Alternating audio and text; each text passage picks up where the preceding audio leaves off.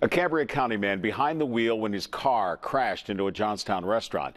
He died before the car made impact, but investigators say it was a close call for his wife, the workers inside, and potentially other people. Melanie Gillespie here now with more on that. Mel? Marty, we learned earlier this afternoon the driver died because of an issue with his heart. And investigators now saying he was out shoveling right before the crash, which could have put even more stress on his heart. A sheet of plywood and barriers now cover the hole after a car slammed into the Central Park complex about 7:30 Monday morning in Johnstown. Cambria County Chief Deputy Coroner Jeff Lee says Frank Oxen Jr. was behind the wheel when his heart stopped beating minutes before the crash.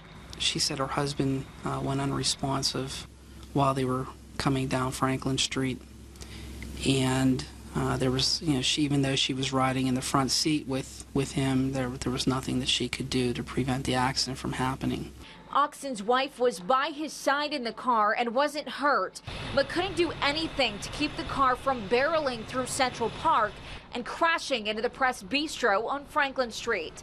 When the vehicle first struck the tree in Central Park, the vehicle did come to a stop, enough time for her to get out of the vehicle, and then the vehicle proceeded to go across Central Park and then into the Central Park complex, shattering the front glass, damaging the foundation, and closing down the restaurant for the day. Kind of a mess. Came through 2 panes and did a lot of structural damage to the building, and of course, a lot of glass and tables beat up and stuff like that. But the Press opened for business just minutes before. There weren't any customers inside, but owners say it was a close call for one waitress. Monday mornings usually run the vacuum and straighten up the tables, and 5 minutes later, and she definitely would have been out here in the dining room. Luckily, she was still in the back, kind of making coffee and everything. So we dodged a bullet with that one. We're very fortunate that nobody was seated in the restaurant at the primary impact site,